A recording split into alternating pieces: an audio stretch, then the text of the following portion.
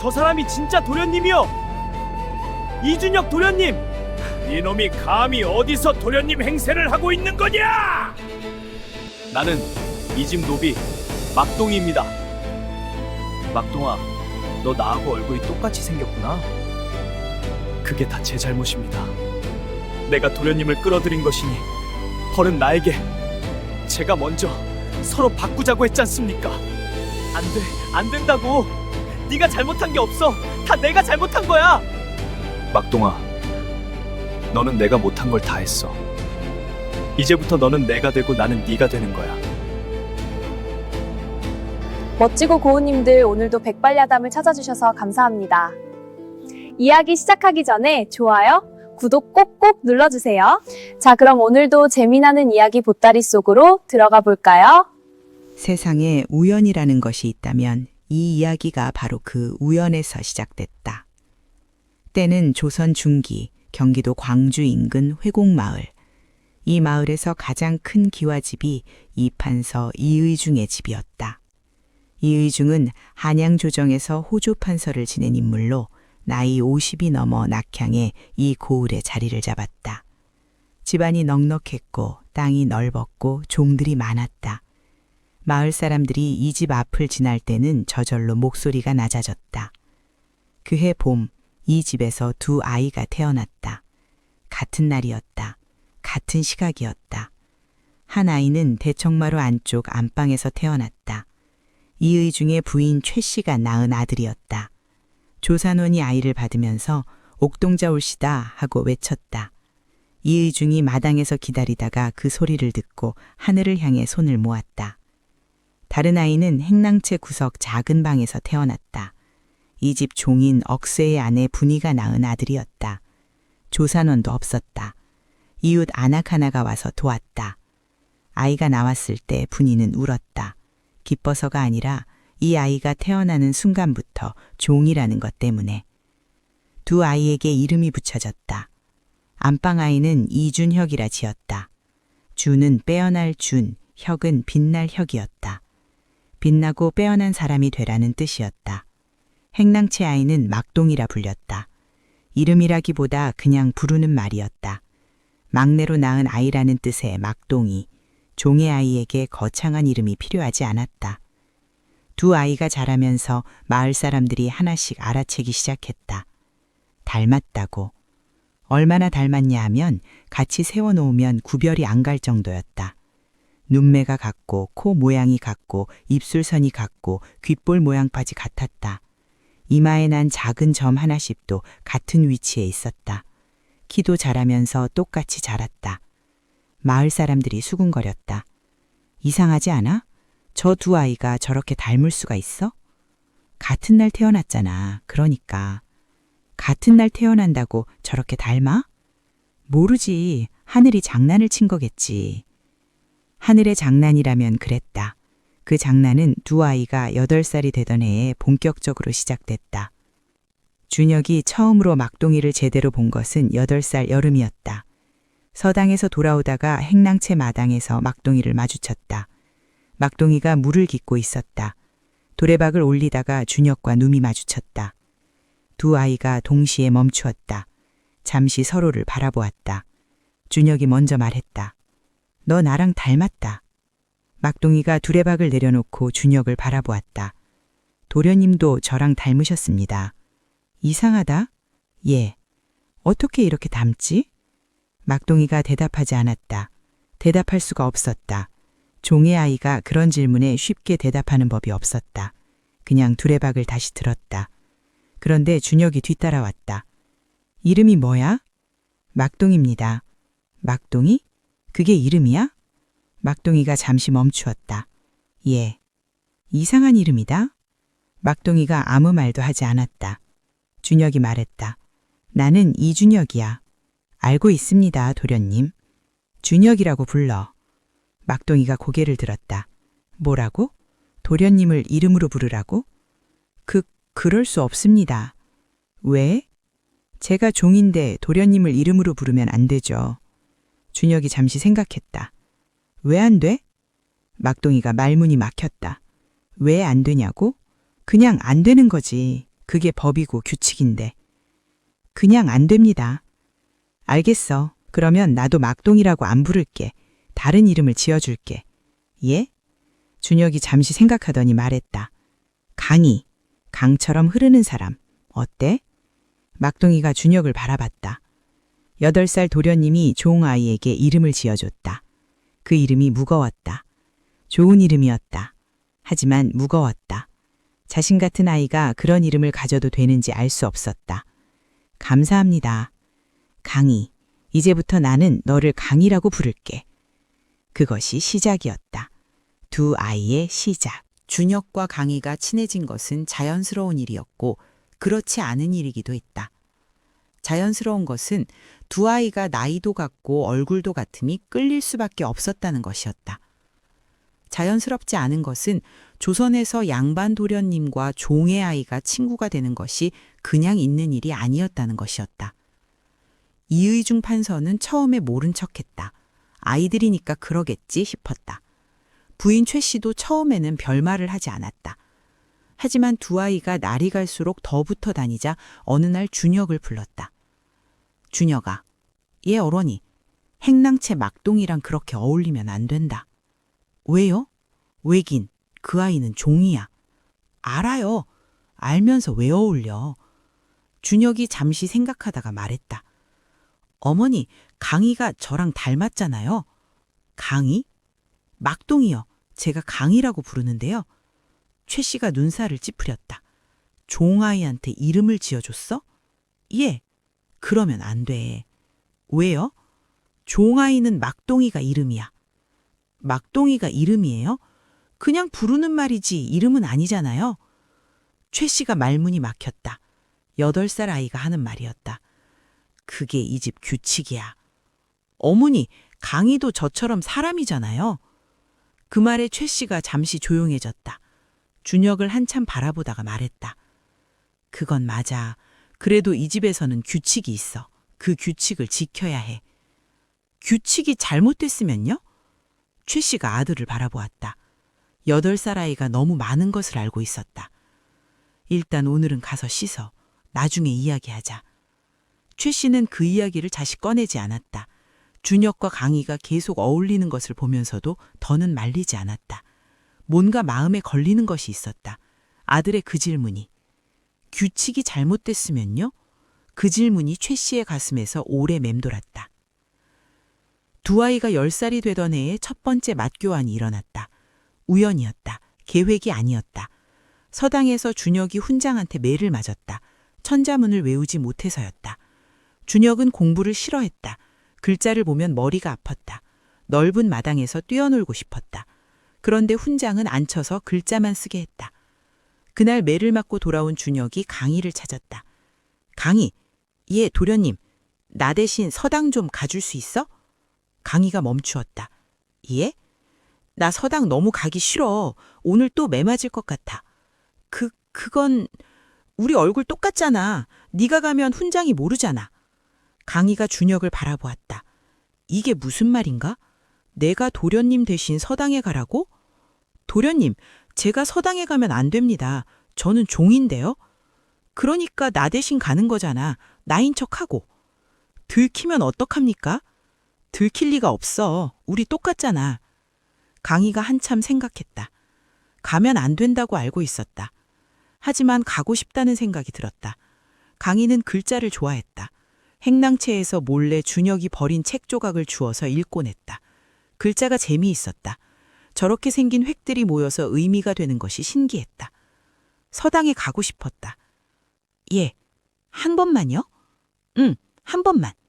그렇게 해서 강희가 처음으로 준혁의 옷을 입고 서당에 갔다. 훈장은 몰랐다. 아무도 몰랐다. 강희가 천자문을 줄줄 외웠다. 훈장이 깜짝 놀랐다. 이준혁, 예, 어제는 이것도 못 외웠는데 오늘은 어떻게? 강희가 잠시 머뭇거렸다. 밤에 열심히 외웠습니다. 그래? 기특하다. 잘했어. 칭찬을 받았다. 강희의 심장이 두근거렸다. 칭찬을 받아본 적이 없었다. 잘했다는 말을 들어본 적이 없었다. 그날 저녁에 강희가 돌아와서 준혁한테 말했다. 도련님, 훈장 어린이 칭찬해 주셨어요. 진짜? 예, 기특하다고. 준혁이 웃었다. 잘 됐다. 또 가줄 수 있어? 강희가 잠시 생각했다. 또 가면 안 된다고 알고 있었다. 또 가도 됩니까? 그것이 두 번째 맞교환이었다. 세 번째가 되고 네 번째가 됐다. 그러다 보니 서당 가는 날의 절반은 강희가 가고 절반은 준혁이 갔다. 훈장은 끝내 몰랐다. 아이들도 몰랐다. 이의중도 몰랐다. 두 아이만 알았다. 그리고 두 아이한테 그것은 비밀이었고 놀이였고 세상에서 가장 재미있는 것이었다. 두 아이가 12살이 되던 해에 막교환이 규모가 커졌다. 준혁이 제안을 했다. 강희, 우리 하루 동안 완전히 바꿔보자. 하루요? 응, 나는 네가 되고 너는 내가 되는 거야. 강희가 눈을 깜빡였다. 도련님이 종이 되겠다는 말씀이세요? 한번 해보고 싶어. 왜요? 준혁이 잠시 생각했다. 종은 어떻게 사나 궁금해서. 단순한 호기심이었다. 하지만 강희한테는 그 호기심이 조금 복잡하게 들렸다. 종은 어떻게 사나 궁금하다고? 자신은 양반은 어떻게 사나 궁금한 것이 아니라 양반이 되어보고 싶다고 생각하고 있었는데 그게 달랐다. 도련님, 하루 동안 종노릇을 해보시면 힘드실 텐데요? 그러니까 해보고 싶은 거야. 강희가 잠시 망설이다가 말했다. 어머님이 아시면 안 됩니다. 모르시게 하면 되지. 아버님도요. 당연하지. 들키면 어떡합니까? 들킬 리가 없어. 우리 똑같잖아. 강희가 준혁을 바라보았다. 이 말을 준혁이 두 번째 하고 있었다. 처음 서당 가자고 할 때도 이 말을 했다. 우리 똑같잖아. 똑같지 않았다. 얼굴은 같았지만 살아온 것이 갈랐다. 준혁은 도련님으로 살았고 강희는 종으로 살았다. 그 차이가 어마어마했다. 그런데 준혁은 그것을 모르고 있었다. 아니, 알려고 하고 있었다. 한번 겪어보려고 하는 것이었다. 알겠습니다. 강희가 말했다. 하루만요. 하루짜리 막교환이 시작됐다. 준혁이 강희 옷을 입었다. 굵은 무명천 적삼, 낡고 좀 컸다. 준혁이 소매를 거두며 말했다. 이거 왜 이렇게 커? 제가 입던 거니까요. 아버지가 물려준 옷이에요. 아버지 옷을 입어? 강희가 대답하지 않았다. 준혁이 신발을 신었다. 집신이었다. 발이 따가웠다. 이거 아프다. 익숙해지면 괜찮아요. 너는 매일 이걸 신어? 예. 준혁이 집신을 내려다보았다. 자기가 신던 가죽신이 떠올랐다. 부드럽고 편안한 가죽신. 언제 익숙해져? 강희가 잠시 생각했다. 저는 태어날 때부터 이걸 신어서 익숙해진 게 언제인지 모르겠어요. 준혁이 고개를 끄덕였다. 그렇구나. 그 대답이 강희한테는 조금 무겁게 들렸다. 준혁이 그것을 알고 했는지는 모르겠지만. 강희가 준혁의 옷을 입었다. 고운 비단 두루마기. 처음 입어보는 옷이었다. 부드러웠다. 이렇게 부드러운 천이 있다는 것이 신기했다. 어때? 준혁이 물었다. 부드럽네요. 그렇지? 어머니가 한양에서 사오신 거야. 강희가 소매를 만져보았다. 이 천이 자신의 피부에 닿는 것이 이상하게 느껴졌다. 자기 것이 아닌 것 같았다. 자, 이제부터 너는 이준혁이야. 예, 나는 막동이고. 준혁이 씩 웃었다. 강희는 웃지 않았다. 마음이 묘했다. 그날 하루가 강희한테는 긴 하루였다. 강희가 준혁으로서 아침밥을 먹었다. 상이 차려졌다. 반찬이 여러 가지였다. 강희가 아는 음식도 있었고 처음 보는 음식도 있었다. 종들이 가져다 놓고 물러났다. 강희가 숟가락을 들었다. 어디서부터 먹어야 할지 몰랐다. 그냥 눈에 들어오는 것부터 먹었다. 맛있었다. 햇낭채에서 먹던 것과 달랐다. 간이 달랐고 재료가 달랐다. 같은 된장국이어도 이렇게 다를 수 있구나. 그런데 다 먹고 나서 이상한 기분이 들었다. 햇낭채에서는 밥을 먹고 나면 그릇을 자기가 씻었다. 여기서는 그냥 두고 나가면 됐다. 그것이 이상했다. 뒤에서 누군가 치울 것이었다. 그 누군가 중에 자기 어머니도 있을 것이었다. 강의사 수저를 내려놓았다. 그리고 일어서서 직접 그릇을 들었다. 그때 종 하나가 들어왔다. 도련님, 두고 가시면 제가 치우겠습니다. 강희가 멈추었다. 아, 예. 그릇을 내려놓았다. 종이 그릇을 들고 나갔다. 강희가 그 뒷모습을 바라봤다. 그 사람이 지금 자기 어머니를 대신하는 것이었다. 치워주는 사람, 섬기는 사람. 강희가 창밖을 바라봤다. 행랑채 쪽에서 준혁이 물을 깃고 있었다. 두레박이 무거운지 이리저리 기울었다. 물이 좀 쏟아졌다. 준혁이 얼굴을 찌푸렸다. 강희는 그것을 보며 생각했다. 도련님이 물을 깃는 것이 이상하게 보였다. 아니, 이상한 게 아니라 안쓰러웠다. 처음 해보는 일이니까. 그런데 자기가 매일 그것을 했다. 매일 물을 길었다. 매일 그것이 자연스러웠다. 무엇이 자연스럽다는 것이 어떻게 결정되는 것인가? 태어난 곳에 의해서 그것뿐이었다. 준혁에게 그날 하루는 충격의 연속이었다. 물 깃는 것이 이렇게 힘들 줄 몰랐다. 두레박이 이렇게 무거울 줄 몰랐다. 그것을 하루에 몇 번씩 해야 할 줄 몰랐다. 장작을 패는 것이 이렇게 어려울 줄 몰랐다. 도끼를 제대로 내려치지 못하니 장작이 반만 쪼개졌다. 강희 아버지 억새가 옆에서 보다가 말했다. 막동아, 오늘 왜 그러냐? 장작을 이렇게 못 패는 적이 없었는데. 준혁이 당황했다. 요즘 손이 아파서요. 손이 아파? 어디 봐봐. 억새가 준혁의 손을 잡았다. 이게 무슨 손이야? 아무것도 안 한 손이잖아. 준혁이 얼른 손을 빼며 말했다. 아, 요즘 좀 쉬었더니 그래요. 억새가 고개를 갸웃하며 돌아갔다. 준혁이 안도의 한숨을 쉬었다. 그리고 마당을 바라봤다. 강희 어머니 분이가 빨래를 하고 있었다. 오래 쪼그리고 앉아서 등이 굽어 있었다. 그 등에 햇볕이 내리쬐고 있었다. 분이가 허리를 잠깐 펴며 하늘을 올려다봤다. 피곤한 눈이었다. 준혁은 그 모습을 보며 멈추었다. 저분이 강희 어머니였다. 강희는 매일 저분을 봤겠구나. 매일 저 등을 봤겠구나. 준혁이 자기 어머니를 생각했다.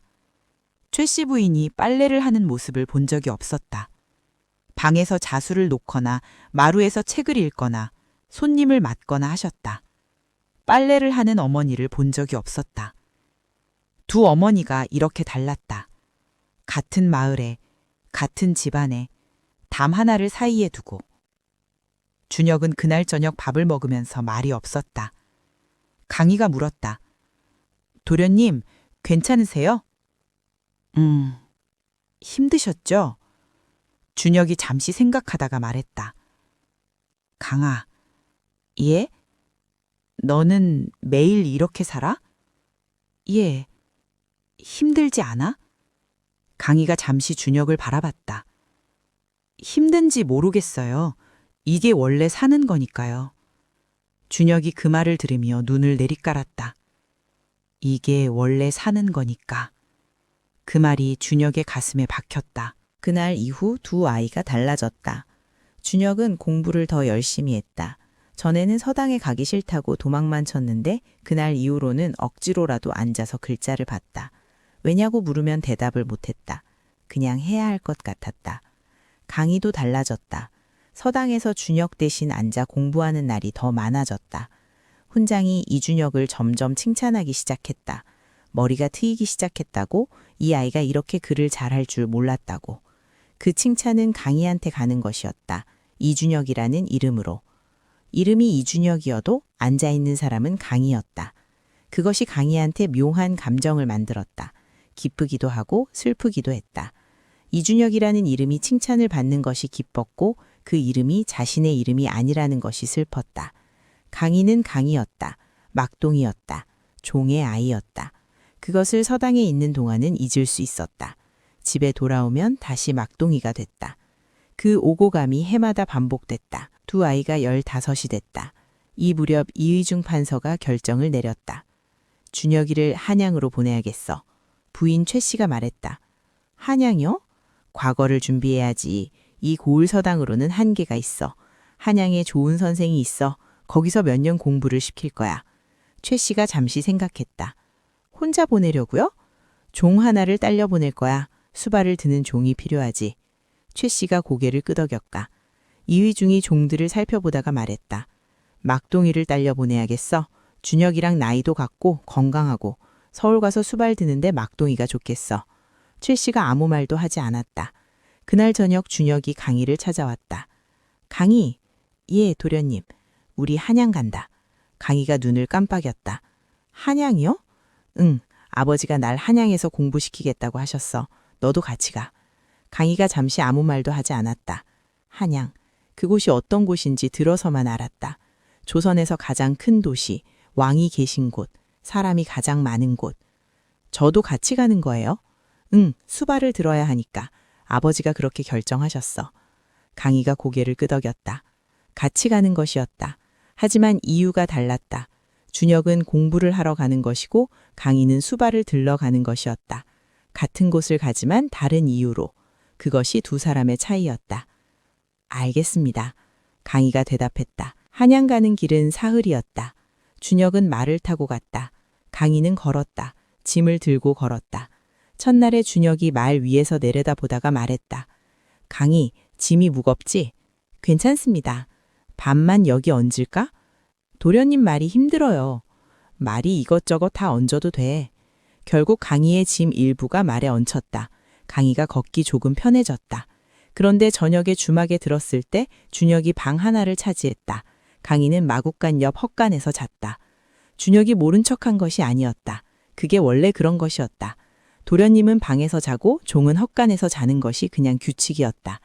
강희가 헛간에 누우며 생각했다. 한양에 가면 무엇이 있을까? 공부를 더 할 수 있을까? 아니, 나는 공부를 하러 가는 게 아니지. 수발을 들러 가는 거지. 하지만 도련님 옆에서 책이라도 더 볼 수 있지 않을까? 그 생각이 강희를 잠들게 했다. 한양은 넓었다. 처음 들어서는 순간 두 사람이 모두 입을 벌렸다. 사람이 이렇게 많다는 것을 몰랐다. 저작거리에 물건이 이렇게 많다는 것을 몰랐다. 집이 이렇게 많고 소리가 이렇게 많고 냄새가 이렇게 많다는 것을. 준혁이 선생 집을 찾아갔다. 이판서가 서신을 미리 보내둔 선생이었다. 서울에서 이름 있는 학자였다. 준혁이 인사를 드리자 선생이 훑어봤다. 글을 얼마나 읽었냐? 천자문은 외웠고 소학도 읽었습니다. 선생이 잠시 생각하더니 물었다. 맹자의 첫 구절을 외워봐라. 준혁이 멈추었다. 맹자 첫 구절. 기억이 가물가물했다. 그때 뒤에서 강희가 낮은 소리로 중얼거렸다. 맹자 견 량회왕. 준혁이 얼른 그 말을 이었다. 맹자견 량회왕 왕왈 수불언 천리 이래. 선생이 고개를 끄덕였다. 알고 있구나. 준혁이 안도의 한숨을 쉬었다. 그날 밤 준혁이 강희한테 말했다. 강희, 아까 고마워. 맹자를 외우신 거지 않습니까? 나 사실 잊어버렸어. 네가 안 알려줬으면. 강희가 준혁을 바라봤다. 도련님, 공부를 더 열심히 하셔야 합니다. 나는 공부가 싫어. 싫어도 하셔야 합니다. 왜? 도련님은 할 수 있는데 안 하시는 거잖아요. 준혁이 강희를 바라봤다. 그게 무슨 말이야? 강희가 잠시 생각하다가 말했다. 저는 하고 싶어도 못해요. 도련님은 하기 싫어도 할 수 있어요. 그 차이가 얼마나 큰지 아세요? 준혁이 한동안 말이 없었다. 강희가 더 말하지 않았다. 그 침묵이 방 안에 오래 머물렀다. 한양에서 두 사람의 생활이 자리를 잡았다. 준혁은 선생한테서 공부를 배웠다. 강희는 준혁의 수발을 들었다. 밥을 짓고 빨래를 하고 심부름을 했다. 하지만 준혁이 공부를 할 때 강희는 항상 그 근처에 있었다. 닦을 것을 닦으면서 정리할 것을 정리하면서 귀가 열려 있었다. 선생이 하는 말을 들었다. 준혁이 받아쓰는 것을 봤다. 준혁이 모르는 것이 있으면 선생이 다시 설명했다. 그것도 들었다.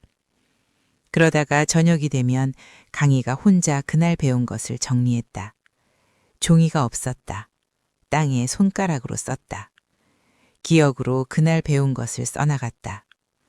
준혁이 그것을 발견했다. 강희, 너 공부하고 있어? 아닙니다. 방금 글자 쓰는 거 봤어. 강희가 말이 없었다. 가르쳐 줄까? 예? 내가 선생한테 배운 거 가르쳐 줄게. 강희가 준혁을 바라봤다. 도련님이 저한테 가르쳐 주시겠다고요? 같이 하면 나도 더 잘 외워지잖아. 강희는 그 말이 핑계라는 것을 알았다. 같이 하면 외워진다는 것이 이유가 아니라 자신한테 가르쳐 주고 싶은 것이 이유였다는 것을. 감사합니다. 그 이후로 저녁이 되면 두 사람이 마주 앉았다. 준혁이 낮에 배운 것을 강희한테 가르쳤다. 강희가 이해하고 외웠다. 그런데 이상한 일이 생겼다. 강희가 준혁보다 더 빠르게 외웠다. 준혁이 한 번 읽으면 강희는 2번 읽고 외웠다. 준혁이 이틀 만에 이해한 것을 강희는 하루 만에 이해했다. 준혁이 어느 날 말했다. 강희, 너 나보다 머리가 좋은 것 같아. 강희가 고개를 저었다. 그런 게 아닙니다. 아니, 진짜로 내가 못 외우는 걸 너는 금방 외우잖아. 제가 더 열심히 하는 거예요. 왜 열심히 해? 강희가 잠시 생각했다. 이걸 외우는 것이 저한테는 다른 의미가 있어서요. 다른 의미? 강희가 준혁을 바라봤다. 도련님한테 이 글자들은 과거 시험을 위한 것이잖아요. 저한테 이 글자들은 그냥 좋아서예요. 좋아서? 예, 글자가 좋아요. 글자를 알면 세상이 달라 보여요. 준혁이 한동안 강희를 바라봤다. 그 눈이 진심이었다. 글자가 좋다고 말하는 눈이 진짜였다. 준혁은 그날 밤 이상한 기분이 들었다. 뭔가 거꾸로 된 것 같았다. 공부를 해야 하는 사람이 싫어하고 공부를 못하는 사람이 좋아하는 것이. 왜 이렇게 됐나? 그 이유를 준혁은 알고 있었다. 태어난 곳이 달랐기 때문이었다. 한양에서 2해가 지났다. 준혁의 공부가 늘기는 했지만 선생 눈에는 아직 부족했다. 강희가 옆에서 보기에도 부족했다. 하지만 강희는 달랐다. 강희가 매일 밤 혼자 공부한 것이 쌓였다. 어느 날 선생이 준혁한테 물어봤는데 준혁이 대답을 못하자 뒤에 있던 강희가 무심코 중얼거렸다. 장어허자 불여구야니이다. 선생이 뒤를 돌아봤다. 방금 네가 말했냐? 강희가 얼어붙었다. 아, 죄송합니다. 제가 잘못... 틀리지 않았어. 정확하게 알고 있네. 선생이 강희를 바라봤다. 너는 어디서 글을 배웠냐? 저는 종입니다. 수발을 들러왔어요. 선생이 잠시 강희를 바라보다가 준혁을 봤다. 이 아이가 글을 아는군. 예, 제가 조금 가르쳤습니다. 선생이 고개를 끄덕였다. 종이지만 글재주가 있네. 그 말로 넘어갔다. 하지만 그날 이후 선생의 눈이 가끔 강희한테 갔다. 준혁이 막히는 부분에서 강희가 무심코 중얼거리는 것을 선생이 2번 더 들었다. 선생이 준혁한테 조용히 말했다. 저 아이 글재주가 타고났어. 안타깝구만. 왜 안타깝습니까? 종으로 태어났으니까. 그 재주를 제대로 쓸 수가 없잖아. 준혁이 그 말을 들으며 강희를 바라봤다. 강희는 마당에서 빨래를 하고 있었다. 안타까웠다. 준혁도 같은 생각이었다. 그해 겨울 이의중 판서가 세상을 떠났다. 갑작스러운 소식이었다. 준혁이 한양에서 소식을 받고 얼굴이 하얗게 됐다. 강희가 옆에서 아무 말도 하지 못했다. 고향으로 내려가야 했다. 회곡마을로 돌아갔다. 상을 치렀다. 오래 걸렸다. 아버지가 없어진 집에서 준혁은 어머니 최 씨와 단둘이 남았다. 그리고 강희와 강희의 부모 억쇠 부부. 최 씨가 아들을 불렀다. 준혁아. 예, 어머니. 이제 네가 이 집 주인이야.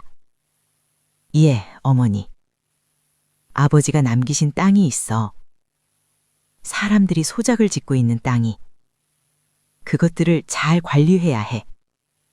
준혁이 고개를 끄덕였다. 그리고 한양 공부는 더 해야 해. 과거를 봐야지. 예. 과거를 못 보면 이 집안이 기울어. 아버지가 남기신 것도 결국 세월이 지나면 줄어들어. 네가 벼슬을 해야 해. 준혁이 창밖을 바라봤다. 무거웠다. 자신이 이 집 주인이 됐다는 것이, 아버지가 없어졌다는 것이, 그리고 과거를 봐야 한다는 것이, 그 무게가 한꺼번에 왔다. 상이 끝나고 얼마 지나지 않아 뜻밖의 일이 생겼다. 조별감이라는 자가 마을에 왔다. 조별감은 이고을의 관아에서 별감 자리를 차지하고 있는 인물이었다. 본명은 조만득이었는데 고을 사람들은 그냥 조별감이라 불렀다. 공식적으로는 고을의 잡무를 맡은 자리였지만 실제로는 온갖 횡포로 유명한 인물이었다. 소작인들한테서 세금을 더 거두어서 자기 주머니를 채우는 것, 억울한 백성의 재산을 빼앗는 것, 힘없는 자들을 관아로 끌어와 벌을 주는 것이 그자의 일상이었다. 조별감이 이휘중 집에 온 것은 이휘중이 죽었기 때문이었다. 이도련님, 무슨 일이요? 이판서 어른이 생전에 제 친부한테 빚을 지신 것이 있소. 준혁이 눈살을 찌푸렸다. 빚이요?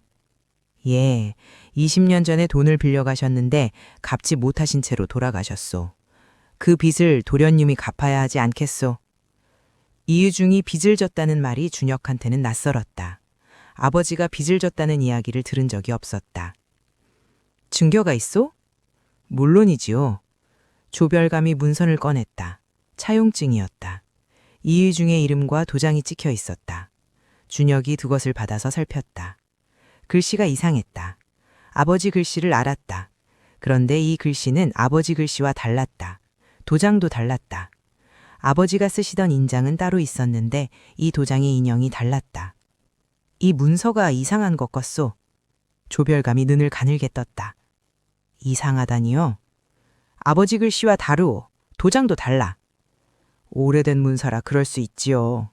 20년 전 문서라도 글씨체는 바뀌지 않소. 조별감이 잠시 준혁을 바라봤다. 그러다가 부드럽게 웃었다. 도련님, 제가 이 마을에 있는 한 도련님 집안이 이 마을에서 편히 지낼 수 있소. 제가 도련님 집안을 돌봐드릴 수도 있고 힘들게 할 수도 있소. 협박이었다. 노골적인 협박이었다.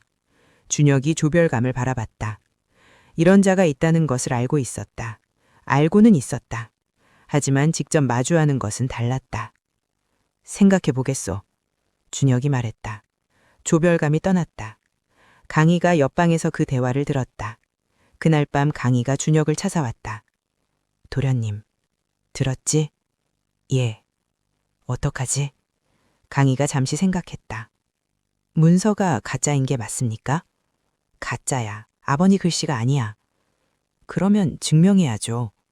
어떻게 증명해? 아버지가 쓰신 문서들이 있지 않습니까? 그것들과 비교하면 돼요. 준혁이 강희를 바라봤다. 그게 가능해? 관아에 가서 문서 감종을 요청하면 됩니다. 이유중 판서 어른이 남기신 문서들과 저 차용증의 글씨를 비교해서 다름을 보이면 되죠. 관아에서 들어줄까? 도련님이 이유중 판서 아들이시잖아요. 판서 어른이 돌아가셨지만 집안 무게가 있지 않습니까? 준혁이 한참 생각했다. 강희, 예? 네가 나 대신 가줄 수 있어? 강희가 눈을 깜빡였다. 예?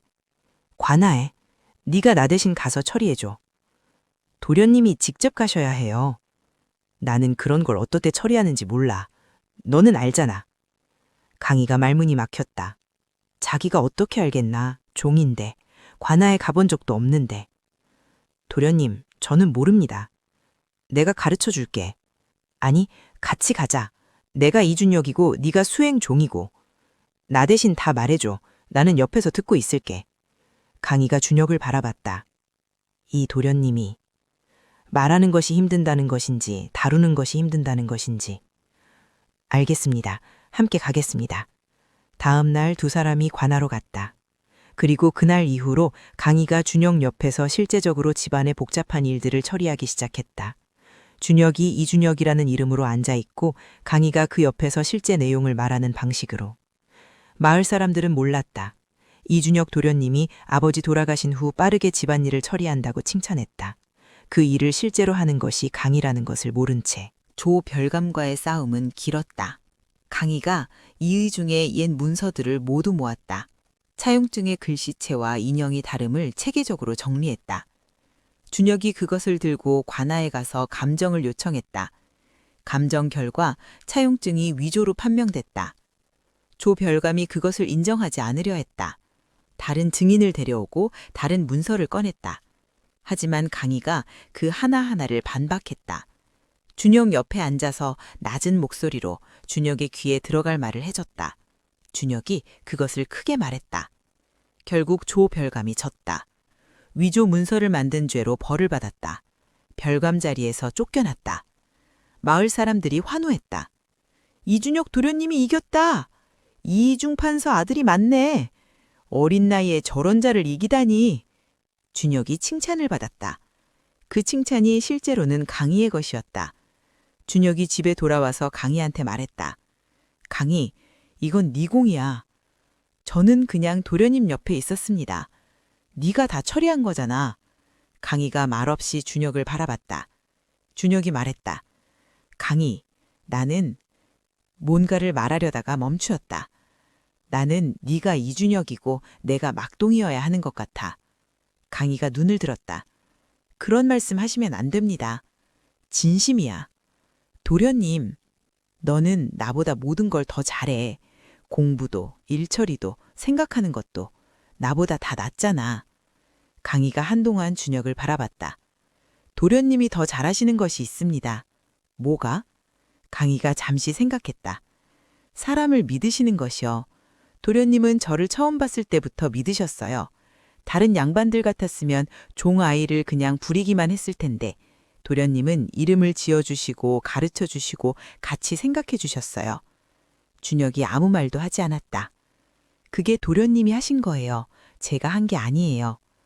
두 사람이 오래 말없이 있었다. 창밖에 별이 떠 있었다. 그날 이후 두 사람은 달라지지 않았다. 준혁은 여전히 이준혁이었고 강희는 여전히 막동이었다. 외형적으로는 달라진 것이 없었다. 하지만 내면에서는 달라졌다. 준혁이 공부를 더 열심히 하기 시작했다. 자기가 해야 하는 것을 강희한테 미루는 것이 미안해졌다. 강희가 잘하는 것은 알지만 강희가 해야 할 일이 아닌 것을 강희한테 시키는 것이 옳지 않다고 느꼈다. 강희도 달라졌다. 더 이상 준혁 대신 서당에 가지 않았다. 준혁이 직접 가서 공부하도록 뒤에서 도왔다. 모르는 것이 있으면 저녁에 가르쳐줬다. 하지만 서당에는 자신이 가지 않았다. 그 자리는 준혁의 자리여야 했다. 강희의 자리는 아직 없었다. 준혁이 18이 되던 해에 다시 한양으로 갔다. 과거 준비를 위해서였다. 최씨 부인이 아들을 보내며 말했다. 이번에는 진짜로 공부해야 해. 아버지가 그렇게 원하셨어. 알겠습니다. 막동이도 데려가거라. 그 아이가 있으면 네가 잘한다. 준혁이 고개를 끄덕였다. 그런데 이번 한양행에는 다른 것이 생겼다. 강희의 어머니 분이가 준혁을 조용히 찾아왔다. 도련님. 분이 어머니 어쩐 일이세요? 분이가 허리를 숙이고 말했다.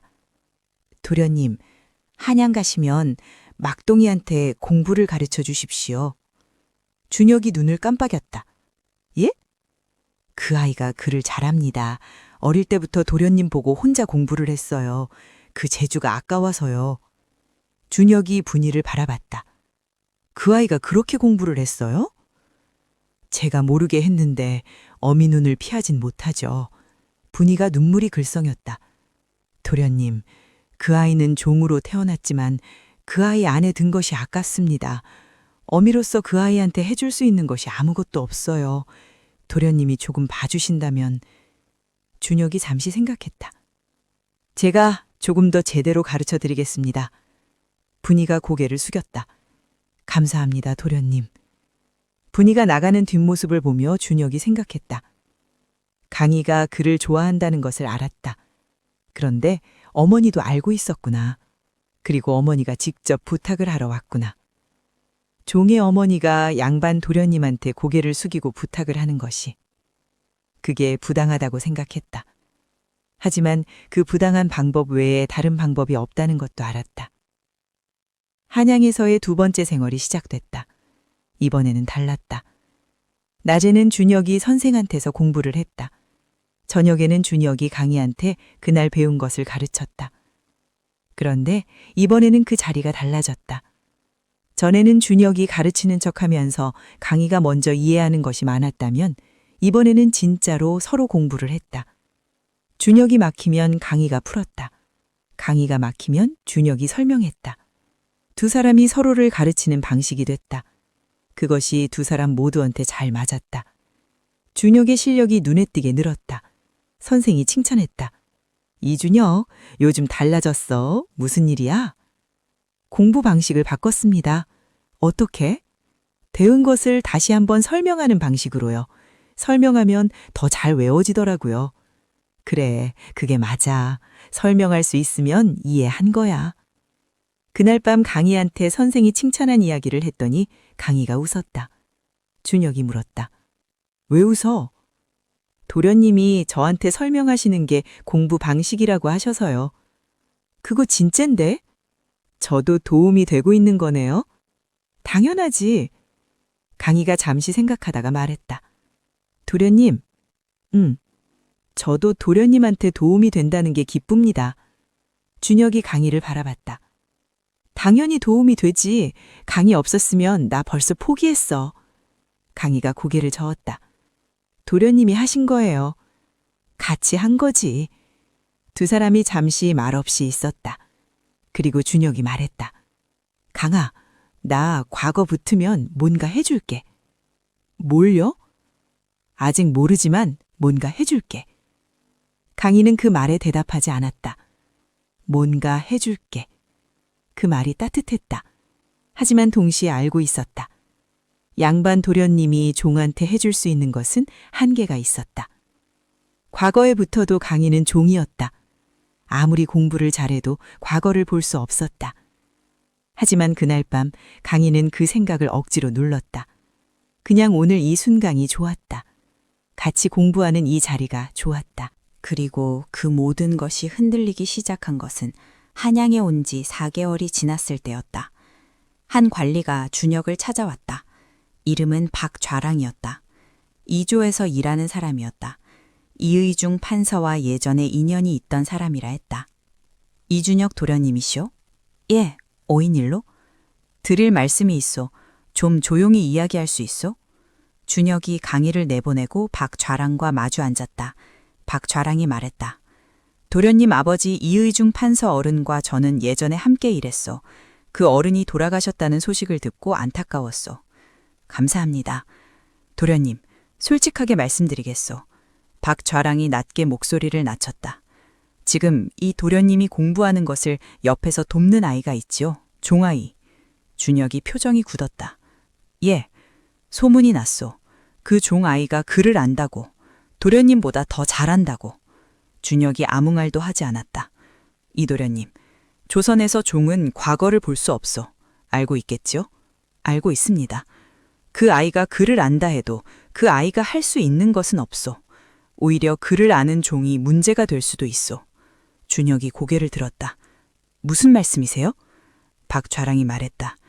글을 아는 종은 위험하다고 생각하는 자들이 있소.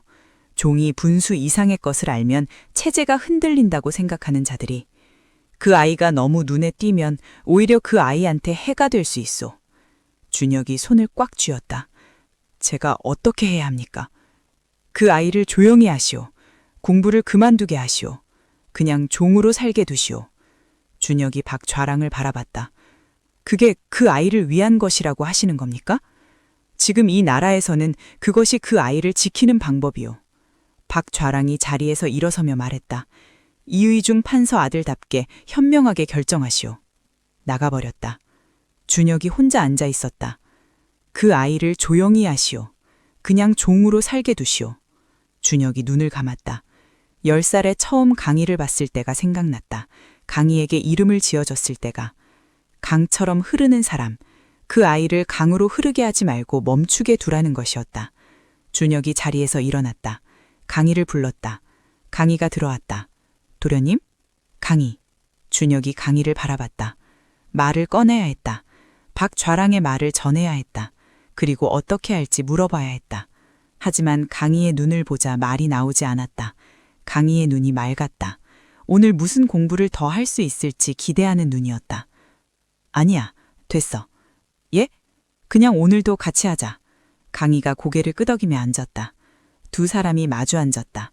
준혁이 강희를 바라보며 생각했다. 박좌랑이 말한 것이 현명한 것인지도 몰랐다. 강희를 지키는 방법이 그것인지도 몰랐다. 하지만 강희가 공부를 그만두게 하는 것은 할 수 없었다. 할 수 없었다. 그 결정이 두 사람의 운명을 바꿨다. 그로부터 한 달 후 누군가가 고발을 했다. 이준혁의 집에서 종아이가 글을 익히고 있다고. 양반 도련님이 종아이한테 글을 가르치고 그 종아이가 글을 안다고. 관아에서 사람이 왔다. 이준혁 도련님이시오? 예. 되게 막동이라는 종이 있소? 준혁이 굳었다. 있소. 그 종이 글을 익혔다는 말이 있소. 데려오시오. 준혁이 잠시 서 있다가 말했다. 잠깐만 기다리시오. 방으로 들어왔다. 강희가 앉아 있었다. 두 사람이 마주봤다. 말을 할 필요가 없었다. 밖에서 하는 말이 강희한테도 들렸을 것이었다. 강희가 말했다. 제가 나가겠습니다. 안 돼. 도련님, 안 된다고. 저 때문에 도련님한테 해가 오면 안 됩니다. 제가 나가서. 막동아. 강희가 멈추었다. 준혁이 강희를 불렀다. 막동이라고. 처음으로 강희를 막동이라고 불렀다. 강희가 준혁을 바라봤다. 나 대신 나가. 예? 나 대신 나가. 네가 이준혁이야. 강희의 눈이 커졌다. 도련님, 그게 무슨... 나는 막동이야. 오늘 하루만, 지금 이 순간만. 준혁이 강희 옆에 앉으며 말했다. 저 사람들이 이준혁을 잡으러 온 게 아니야. 그를 아는 종을 잡으러 온 거야. 그러니까 이준혁이 나가면 돼. 도련님이 종 노릇을 한 번은 해봤잖아. 12살에. 강희가 준혁을 바라봤다. 그때랑 지금이 다릅니다. 뭐가 달라? 그때는 놀이였고 지금은 진짜입니다. 준혁이 강희를 바라봤다. 강희, 나가. 이준혁으로 나가서 그 사람들 상대해. 너 그거 잘하잖아. 말 잘하잖아. 나 대신 처리해줘. 강희가 한참 준혁을 바라봤다. 이것이 맞는 일인가? 이것이 옳은 일인가? 모르겠었다. 하지만 준혁의 눈이 진심이었다. 알겠습니다. 강희가 일어섰다. 문을 열고 나갔다. 관아 사람들 앞에 강희가 섰다. 이준혁이요. 관아 사람이 강희를 훑어봤다. 대개 종 막동이가 글을 익혔다는 말이 있어. 강희가 말했다. 글을 좀 아는 것이 죄요? 종이 분수 이상의 것을 아는 것은 문제가 될 수 있어. 이 나라 어느 법전에 종이 글을 알면 안 된다고 써 있어. 관아 사람이 눈살을 찌푸렸다. 그런 법이 있다는 게 아니라 법이 없으면 죄가 아니요. 내 집 종이 글을 아는 것은 내 집 일이요. 관아에서 간섭할 일이 아니요. 강희의 목소리가 흔들리지 않았다. 단호했다. 관아 사람이 강희를 다시 훑어봤다. 도련님이 그 종한테 직접 가르쳤어? 내 집에서 내가 뭘 가르치든 내 일이요. 그 종을 데려오시오. 확인하겠어. 강희가 잠시 생각했다. 막동이는 지금 집에 없어. 없다니. 심부름을 보냈어. 돌아오면 데려오겠어. 오늘은 그냥 돌아가시오. 관아 사람이 강희를 바라봤다. 믿어야 하는지 말아야 하는지 잠시 고민하는 것 같았다. 2, 3일 안에 데려오시오. 알겠소. 관아 사람들이 돌아갔다. 강희가 방으로 들어왔다. 준혁이 기다리고 있었다. 어떻게 됐어? 3일 안에 막동이를 데려오라고 합니다. 3일? 준혁이 생각했다. 이제 어떡하지? 강희가 앉았다. 두 사람이 마주 앉아 생각했다. 그리고 서로를 바라봤다. 말이 없어도 같은 생각이었다. 이제는 진짜로 바꿔야 했다. 일시적인 막교환이 아니라 하루짜리가 아니라. 그 밤 두 사람이 긴 이야기를 나눴다. 준혁이 먼저 말했다. 강희, 네가 이준혁으로 살아. 강희사 준혁을 바라봤다. 그게 가능하겠습니까? 얼굴이 같아. 아무도 몰라. 부인께서는요, 판사 어른댁 식솔들은요. 어머니는 방법을 찾아야 해. 도련님, 나는 어차피 공부보다 들에서 뛰어다니는 게 좋았어. 알잖아. 그건 진심이야. 나는 양반 도련님으로 사는 것보다 그냥 자유롭게 사는 게 더 좋아. 강희가 준혁을 바라봤다. 도련님이 낭만으로 하시는 말씀과 제가 진짜로 사는 것은 다릅니다. 나도 알아. 하지만 준혁이 강희를 바라봤다. 강희, 네가 이준혁으로 사는 것이 더 맞아. 나보다 네가 이 이름에 더 어울려. 강희가 눈을 내리깔았다. 준혁이 말했다. 나는 네가 내 옆에서 수발 들면서 같이 공부하는 것이 미안했어. 그게 불공평하다고 생각했어. 네가 나보다 잘하는데 나는 이름 때문에 자리를 차지하고 있고 너는 재주가 있어도 자리가 없는 것이. 도련님, 그게 잘못됐어. 그 잘못을 내가 고칠 수 있는 방법이 이것밖에 없어. 강희가 한동안 말이 없었다. 밖에 바람이 불었다. 도련님, 한 가지만 여쭤볼게요. 물어봐. 강희가 준혁을 바라봤다. 이것이 도련님을 위한 것인지 저를 위한 것인지 준혁이 잠시 생각했다. 둘 다야. 강희가 눈을 깜빡였다. 나는 이 삶이 무거웠어. 판서 아들로 살아야 한다는 것이, 과거를 봐야 한다는 것이, 집안을 지켜야 한다는 것이, 그것이 나한테는 너무 커. 그리고 너는 네가 이 이름을 갖는 것이 너한테 더 맞는다고 생각해. 진심으로. 강희가 눈을 내리깔았다. 한참이 지났다. 강희가 말했다. 어머니한테 말씀드려야 합니다. 우리 어머니한테? 제 어머니한테요. 준혁이 고개를 끄덕였다. 그리고 도련님 어머님한테도. 어머니가 받아들이실까? 강희가 잠시 생각했다. 판사 어른이 돌아가셨을 때 도련님이 많이 힘들어 하셨잖아요. 판사 어른이 계셨더라면 이 결정을 어떻게 생각하셨을까요? 준혁이 아버지 얼굴을 떠올렸다. 이의중 판서, 평생 법도를 중시한 분, 신분 질서를 중요하게 생각한 분. 하지만 동시에 강희를 볼 때 그 눈빛이 달랐던 분. 강희가 그를 안다는 것을 아셨을 텐데 모른 척 하셨던 분. 모르겠어. 저도 모르겠습니다. 두 사람이 같은 대답을 했다. 그리고 서로를 바라보며 웃었다. 이런 상황에서 웃음이 나는 것이 이상했지만 나왔다. 오래 알아온 두 사람 사이에서만 나올 수 있는 웃음이었다. 다음 날 강희가 어머니 분이를 찾아갔다.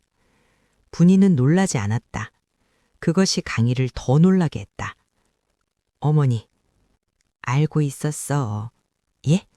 네가 도련님이랑 바꿔서 다닌 거 진작에 알고 있었어. 강희가 눈을 크게 떴다. 어떻게? 어미가 모르겠어. 서당 다녀온 날 눈이 빛났어. 종에 밥을 먹는 눈이 아니고 공부를 하고 온 사람 눈이었어. 강희가 말문이 막혔다. 분이가 강희의 손을 잡았다. 무서웠어. 들키면 어쩌냐고. 근데 막지 못했어. 네가 너무 좋아했거든. 어머니, 이번에는 다른 얘기지. 분이가 강희를 바라봤다. 이번에는 아주 바꾸는 거지? 강희가 고개를 끄덕였다. 분이가 한참 강희를 바라봤다. 네 아버지는? 아버지한테는 제가 말하겠습니다. 아버지가 속상해할 거야. 알아요. 그래도 하겠어? 강희가 잠시 생각했다. 어머니, 솔직하게 여쭤볼게요. 응. 어머니는 어떻게 생각하세요? 이것이 맞는 일인가요? 아닌가요? 분이가 강희를 바라봤다. 한참을. 그리고 말했다. 맞고 틀리고를 내가 어떻게 알아? 어머니? 다만 분이가 강희의 손을 꼭 쥐었다. 네가 도련님 옷을 입고 서당에서 칭찬받고 돌아왔을 때 그 눈빛이 생생해. 네, 그 눈빛으로 살 수 있다면 그게 맞는 것인지도 몰라. 눈물이 강희의 눈에 고였다. 어머니, 울지 마. 어미한테는 항상 너야. 이름이 뭐든 어느 집에 있든 어미한테는 항상 내 아이야. 강희가 어머니 손을 꽉 쥐었다. 그것이 대답이었다. 두 사람이 그렇게 한동안 손을 잡고 있었다. 최 씨 부인에게는 강희가 직접 갔다. 준혁은 귀에 있었다. 최 씨 부인이 강희를 보는 눈이 이상했다. 뭔가를 알고 있는 눈이었다. 앉아라. 강희가 앉았다. 최 씨 부인이 말했다. 네가 강희구나. 강희가 굳었다. 어찌하십니까? 어미가 자식 눈빛을 모르겠어? 최 씨 부인의 목소리가 낮았다. 준혁이가 공부를 갑자기 잘하기 시작했을 때부터 이상했어. 준혁이는 글자 보는 걸 싫어하는 아이였거든. 글자 보면 머리가 아프다고 했는데 갑자기 맹자를 줄줄 외우고. 강희가 눈을 내리깔았다. 게다가 최 씨 부인이 강희를 바라봤다. 이번에 조별감 일을 처리한 것도 준혁이가 혼자 했을 리가 없어. 어릴 때부터 그 아이는 그런 일을 피하는 아이였는데. 강희가 아무 말도 하지 않았다. 최 씨 부인이 말했다. 이 집에서 그 일들을 실제로 처리한 사람이 너지. 강희가 고개를 들었다. 부인마마, 저는 조용히 해. 최 씨 부인이 강희를 바라봤다. 나는 오래전부터 알고 있었어. 다만 모른 척했어. 왜 모른 척 하셨습니까? 최 씨 부인이 잠시 창밖을 바라봤다. 준혁이가 행복해했어. 어떻게요? 너랑 같이 있을 때, 서당에서 칭찬받고 돌아올 때, 어떤 문제를 해결하고 돌아올 때, 그 눈이 빛났어. 내가 본 준혁이 눈 중에 가장 살아있는 눈이었어. 강희가 말을 하지 못했다. 그리고 네 눈도. 최 씨 부인이 강희를 바라봤다. 내가 서당에서 강희라는 아이가 칭찬받고 있다는 소문을 들은 적이 있어. 이름은 이준혁이었지만 그 아이가 강희라는 것을 나는 알았어. 강희가 눈을 깜빡였다. 그때 그 아이 눈이 어떤지 궁금했어. 직접 볼 수는 없었지만. 최 씨 부인이 한참 강희를 바라봤다. 지금 그 눈을 보고 있네. 강희의 눈에 눈물이 고였다. 최 씨 부인이 말했다. 네가 원하는 게 뭐야? 강희가 잠시 생각했다. 이준혁으로 살고 싶습니다. 왜? 글을 더 배우고 싶습니다. 배운 것을 쓰고 싶습니다. 그것뿐이야? 강희가 고개를 들었다. 그리고 말이 막혔다. 최 씨 부인이 기다렸다. 제가 태어난 곳이 달랐어도 배운 것이 달랐어도 제가 가진 것으로 무언가를 할 수 있다는 것을 보여주고 싶습니다. 최 씨 부인이 한동안 강희를 바라봤다. 준혁 뒤에서 들어왔다. 어머니, 최 씨 부인이 아들을 봤다. 준혁아, 예, 너는 어떻게 생각해? 어머니가 허락해 주시면 저는 좋습니다. 네가 좋으면 되는 게 아니야. 이게 어떤 의미인지 알아? 압니다. 이건 세상 법도를 거스르는 거야. 나중에 들키면 큰일이 나. 알아요. 그래도 하겠어. 준혁이 강희를 바라봤다. 강희도 준혁을 바라봤다. 예. 두 사람이 동시에 대답했다. 최 씨 부인이 두 사람을 오래 바라봤다. 그리고 말했다. 어릴 때 준혁이가 나한테 물었어. 무엇을요? 규칙이 잘못됐으면 어떡하냐고. 강희가 눈을 깜빡였다. 그 질문이 오래 마음에 걸렸어. 최 씨 부인이 눈을 감았다가 떴다. 잘못된 규칙을 따르는 것이 맞는 것인지. 긴 침묵이었다. 그리고 최 씨 부인이 말했다. 내가 모른 척 해줄 수 있어. 더는 내가 해줄 수 있는 것이 없어. 강희가 고개를 숙였다. 감사합니다. 고갑긴 나는 한 것이 없어. 최 씨 부인이 자리에서 일어서며 말했다. 강희, 예. 이 집 아들로 살아라. 그게 네 이름으로 살아라는 말이야. 알겠어? 예. 그리고 방을 나갔다. 준혁과 강희가 단둘이 남았다. 준혁이 강희를 바라보며 말했다. 강희. 예. 이제 이름이 이준혁이야. 강희가 한참 말이 없었다. 그리고 말했다. 도련님. 이제 도련님 아니야. 준혁. 그 이름을 부르는 것이 이상했다. 어색했다. 10살에 처음 이름을 지어줬던 그 도련님을. 강희. 예.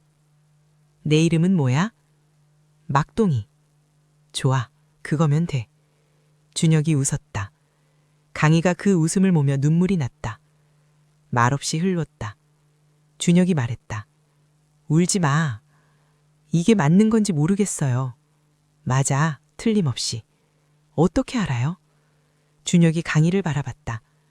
네가 이준혁으로 사는 것이 이 이름을 더 이름답게 만드는 거야. 나는 그렇게 생각해. 강희가 눈물을 닦았다.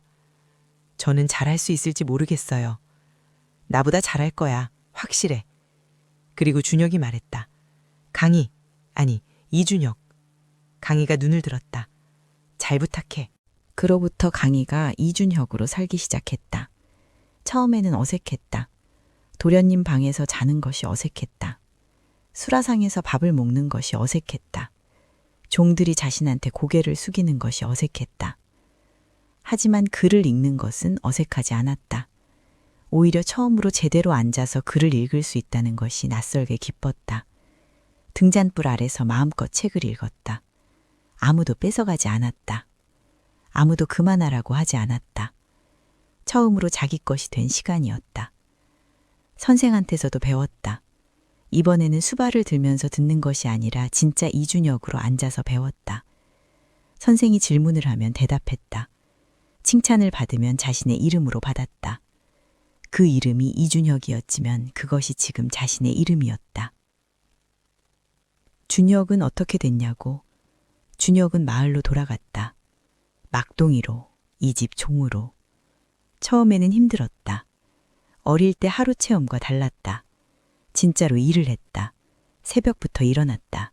밥을 지었다. 물을 길었다. 장작을 팼다.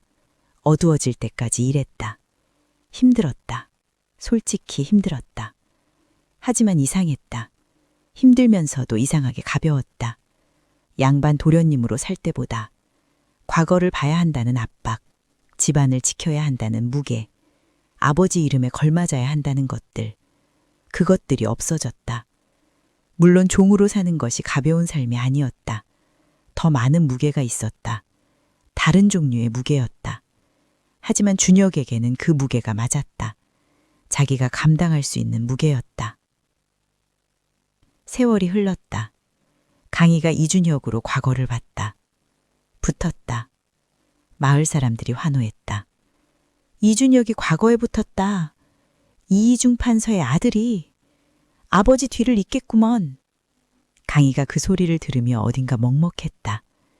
이이중 판서의 아들이 아니었다. 이름이 이준혁이었지만 자신은 억수의 아들이었다. 그 먹먹함을 안고 관복을 입었다. 그리고 관직 생활이 시작됐다. 강희는 잘했다. 예상대로 잘했다.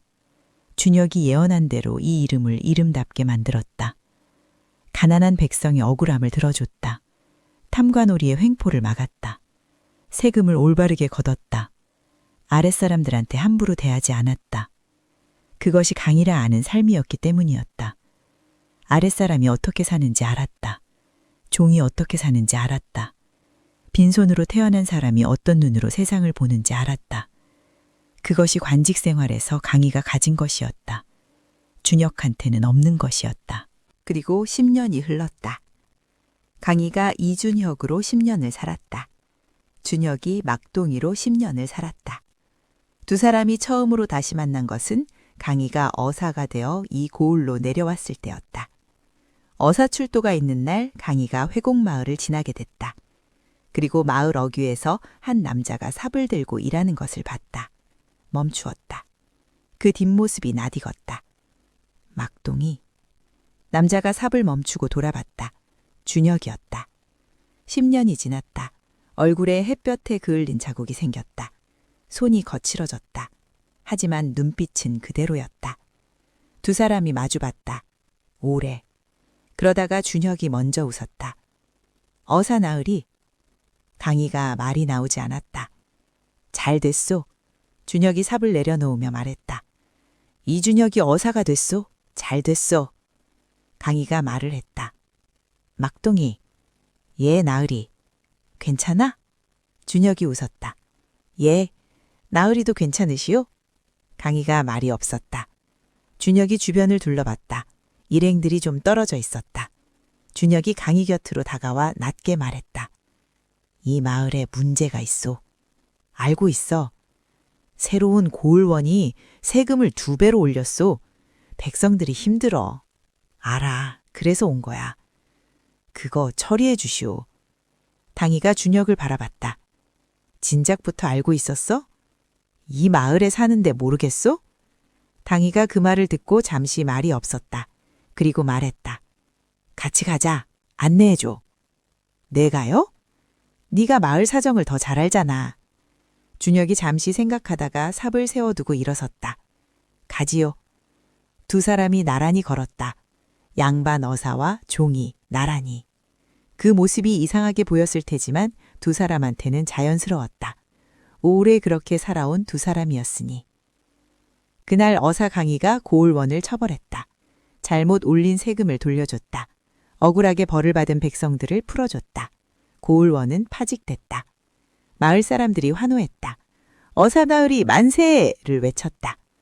강희가 그 환호 속에서 준혁을 찾았다. 마을 어귀에 준혁이 서 있었다. 멀리서 바라보며 웃고 있었다. 강희도 웃었다. 말이 필요 없었다. 그날 밤 두 사람이 둘이서 앉았다. 오랜만에. 준혁이 말했다. 어떻게 지냈어? 잘 지냈어. 힘들지 않았어? 힘들었지. 너는? 나도 힘들었어. 종노릇이 쉬운 게 아니더라. 강희가 웃었다. 그래서 내가 쉬운 줄 알았어? 아니, 힘든 줄 알았지. 그래서 더 미안했어. 강희가 말없이 준혁을 바라봤다.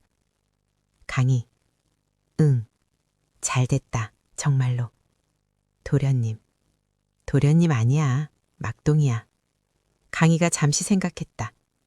준혁. 준혁이 고개를 들었다. 네가 잘 지낸다니 다행이야. 나도. 그리고 강희가 말했다. 아직 늦지 않은 것 같아. 준혁이 눈을 들었다. 무슨 말이야? 강희가 준혁을 바라봤다. 내가 이 자리를 이용할 수 있어. 관직을 이용해서 내 이름을 되찾아 줄 수 있어. 준혁이 잠시 말이 없었다. 내 이름 이준혁. 내가 빌린 이름이었잖아. 원래 네 것이잖아. 준혁이 고개를 저었다. 됐어. 준혁. 나는 막동이가 좋아. 진짜로. 강희가 준혁을 바라봤다. 그게 진심이야? 응. 20년이 힘들지 않았어? 힘들었어. 근데 준혁이 하늘을 올려다봤다. 처음으로 내가 선택한 삶이었어. 강희가 말이 없었다. 이준혁으로 살 때는 내가 선택한 게 아무것도 없었어.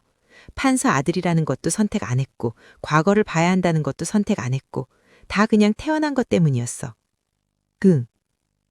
막동이로 사는 것도 내가 선택한 게 아니긴 하지. 하지만 적어도 이 삶은 내가 감당할 수 있는 삶이야. 내 크기에 맞아. 강희가 눈을 내리깔았다. 나는 이 이름이 내 크기에 맞는지 여전히 모르겠어. 맞아. 어떻게 알아? 10년 동안 봤잖아. 준혁이 강희를 바라봤다. 강희, 너는 이 이름 덕분에 네가 할 수 있는 것을 했어. 그게 맞는 거야. 강희가 오래 준혁을 바라봤다. 우리가 이래도 되는 건지 아직도 모르겠어. 나도 몰라. 근데 계속 할 수 있을까? 준혁이 말했다. 할 수 있어.